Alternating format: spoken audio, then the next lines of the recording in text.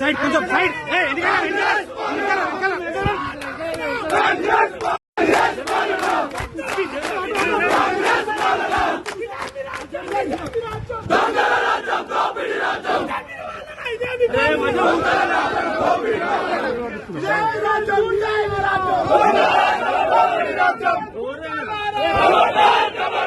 రేవంత్ రెడ్డి గుండాలారా, రేవంత్ రెడ్డి గుండాలారా, కాంగ్రెస్ గుండాలారా, కాంగ్రెస్ గుండాలారా, రేవంత్ రెడ్డి గుండాలారా, రేవంత్ రెడ్డి గుండాలారా.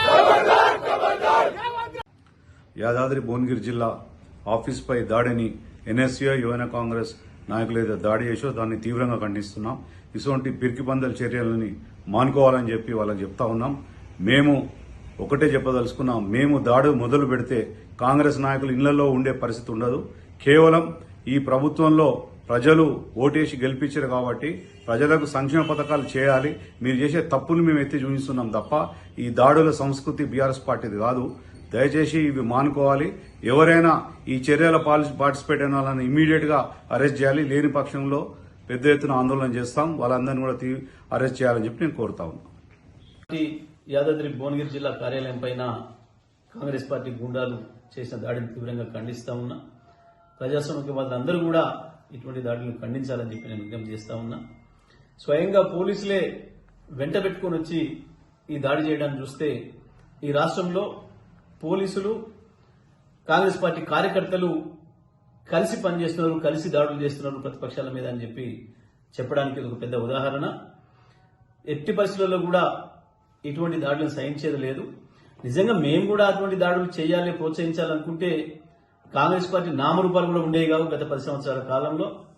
కానీ అది మా విధానం కాదు, మా సంస్కృతి కాదు. కేసీఆర్ గారు మాకు అటువంటి ఎప్పుడు కూడా అలో చేయలేదు.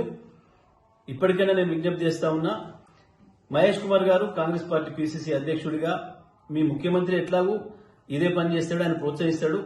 కానీ నువ్వు మొదటి నుంచి కాంగ్రెస్ లో ఉన్నవాడి కాబట్టి నీకు ఏమైనా కొంచెం ఇంకా ఇంగిత జ్ఞానం మిగిలి ఉంటే మీకు మీ కార్యకర్తల్ని కంట్రోల్ చేసుకోండి, గుండాల్ని మీ పార్టీ నుంచి లేకుండా చేసుకోండి. లేకపోతే మాత్రం తెలంగాణ ప్రజలు చేసే దాడిలో మీరు తట్టుకోలేరు. ఇది గుర్తుపెట్టుకోమని చెప్పి నేను విజ్ఞప్తి చేస్తా ఉన్నా.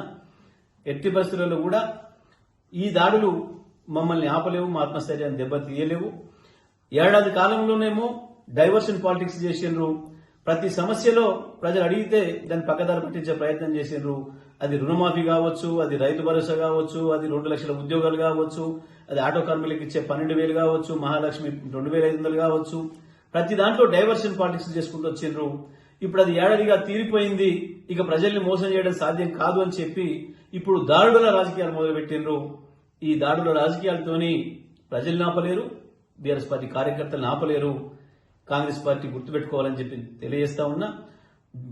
రాష్ట్ర ఉన్నతాధికారులు, పోలీసు ఉన్నతాధికారులు కూడా మీరు సరైన పద్ధతుల్లో చర్యలు తీసుకొని దాంట్లో మీ పోలీసు అధికారుల పాత్ర ఏముంది, మిగతా వాళ్ళ పాత్ర ఏముంది కూడా తేల్చి సరైన పద్ధతుల్లో విచారణ జరిపి కేసులు కనుక పెట్టకపోతే పోలీస్ శాఖ ప్రజల ముందు అబాస్పాలవుతుందనే విషయాన్ని కూడా గుర్తుపెట్టుకోవాలని చెప్పి నేను తెలియజేస్తా ఉన్నా.